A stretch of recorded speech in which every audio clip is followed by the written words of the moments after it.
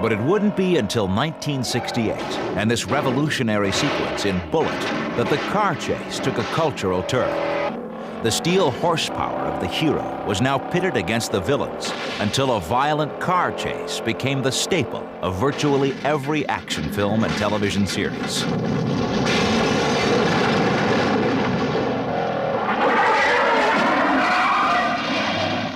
What? 30 years after Bullet, there seems to be no diminishing of the audience's craving for car duels, however fantastic. Advanced safety techniques have been essential. The 1976 feature Moving Violations would see the first human test of an airbag. Stuntman Vic Rivers hit a 16-ton concrete wall at 35 miles per hour.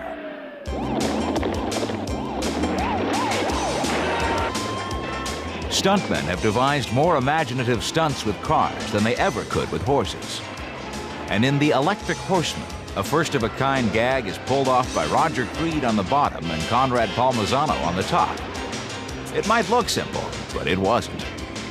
A good stunt person, to me, is somebody who is careful, not crazy, is calculated, people who don't panic. Now this time we're going to take the 600mm lens. Conrad Palmisano supervises the recreation of actual car races for the film Heart Like a Wheel. He's recruited the best stunt drivers and technicians for several high-speed accidents, which were part of Shirley Muldooney's record-setting career. Shirley is played by actress Bonnie Bedelia, who, in turn, will be doubled by stuntwoman Carrie Cullen for the film's most dangerous sequence. She's probably doing between 110 and 120 miles an hour. She'll have to blow the car up while in it, bring it to a stop while the car is still engulfed. She has to then climb out of the car, and we do a full burn on her, actually paint her down with rubber cement and light her off as well. Roll the cameras in.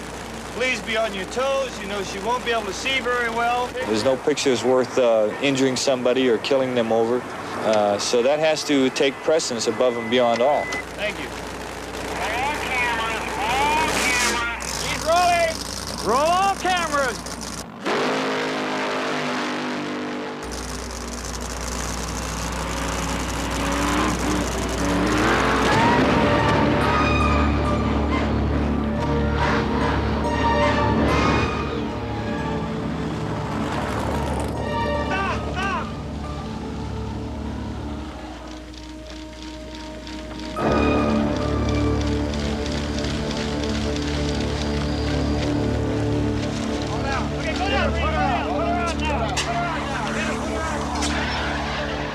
It does have its drawbacks, but for the most part, through all of that, there are enough of when you get up of atta boys or oh you poor baby, are you okay, that somehow it makes it all worthwhile.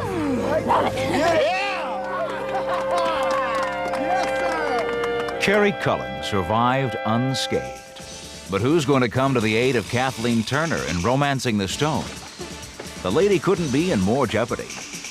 The mad dog killer's behind her, a 400-foot gorge beneath her, and only a rotting, rickety bridge to support her. No need to worry.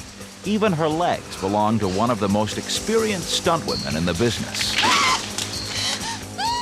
This was a long ways up. The daughter of a stuntman, Jeannie Epper began her career in her teens, but so far this picture has been its high point.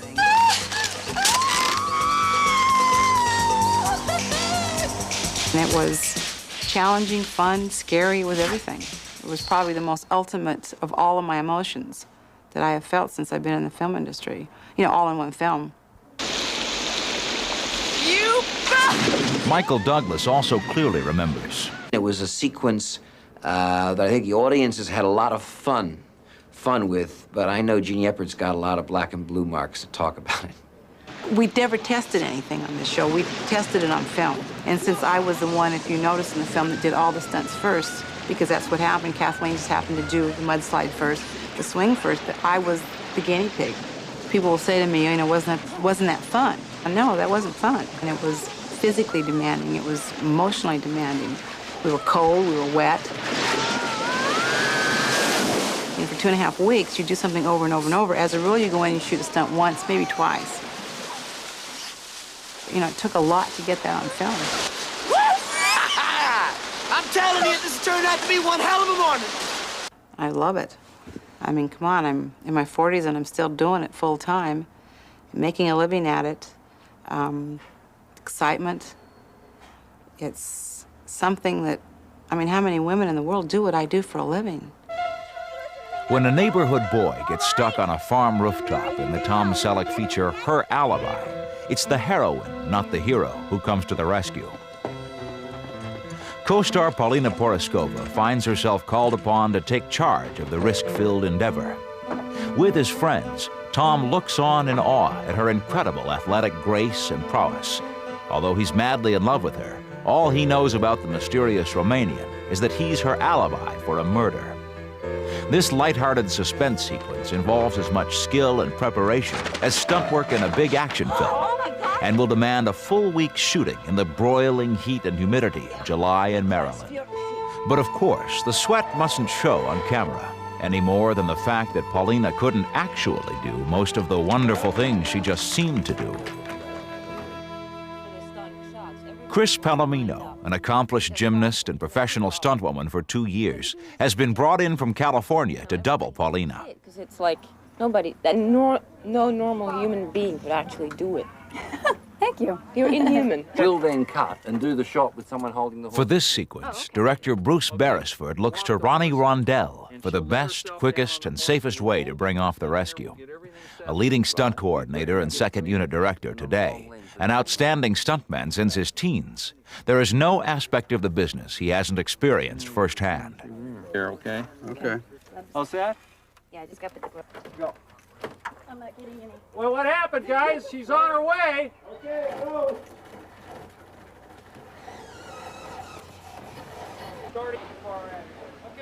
A stuntman's son, Ronnie's life has been devoted to the business.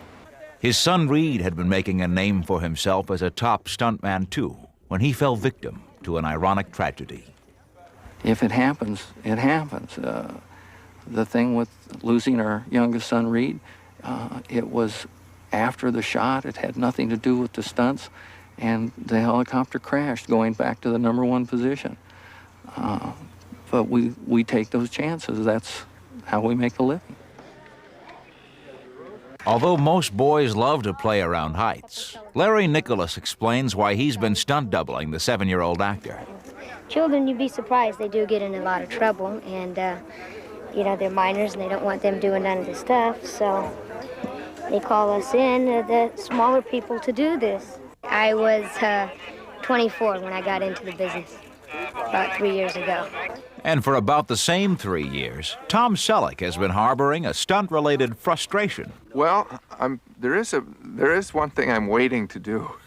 I learned to do a Pony Express mount, which most coordinators are going to tell me don't do it, for High Road to China, and then they switched the location we were at. And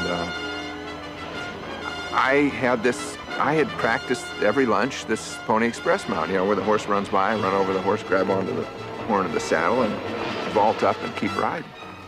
And I was getting okay at it. I don't know how it looked after I got on the saddle, but I stayed in. And I thought that'd be great, you know, to actually do something like that on film. They changed the location, I never got to do it. So, I don't know, I have a Pony Express mount in my bag of tricks waiting, but I'm 43 now, and I don't know, it may not be the same. I probably weigh a little more. It's gonna get harder to get up there, so it may just be in my own memory.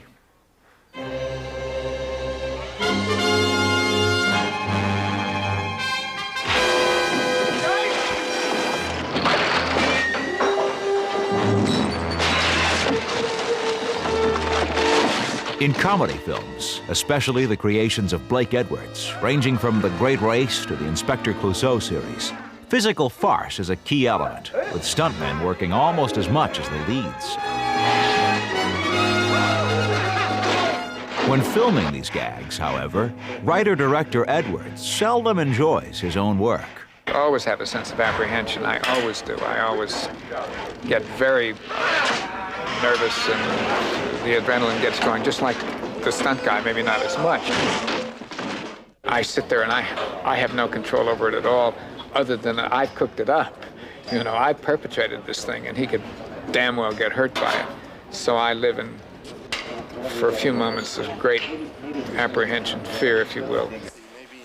To alleviate his anxiety, Edwards puts the responsibility for all risky action in the hands of Joe Dunn, his stunt coordinator and second unit director for many years. For the film's skin deep and unusual situation, its star, John Ritter, must deliver dialogue during an unexpected calamity. That means John has to do the stunt himself. So, weeks before filming, Joe does tests with stuntman Jerry Spicer to determine just how big the surprise tidal wave can be without endangering the star. It's concluded that about 300 gallons of water ought to do it.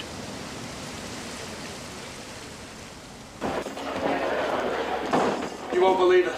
There is a God, and he's a gagger. Okay. Joe Dunn had the rare opportunity of doubling the late Peter Sellers in his last 5 Clouseau films.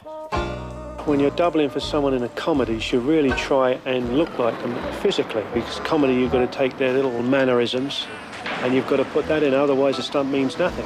Doubling for someone like Peter Sellers, who's a very funny man and walks funny and was in all different disguises, you had to try and get into his part as well. That's the most difficult part, I think.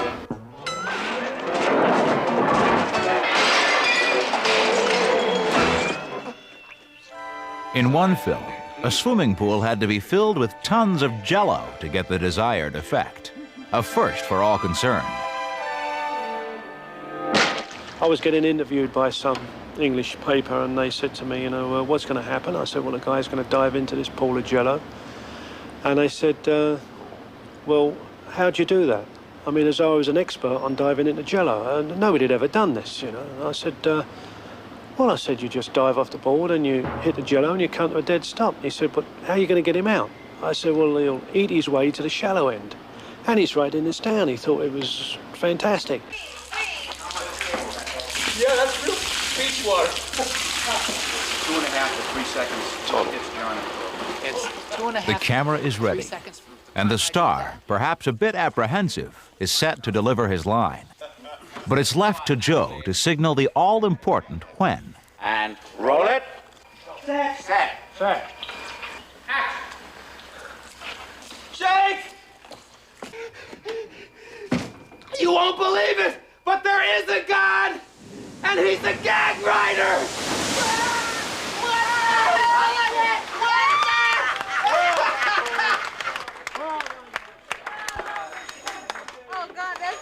Okay. Yeah, just knock the wind out of me, that's yeah.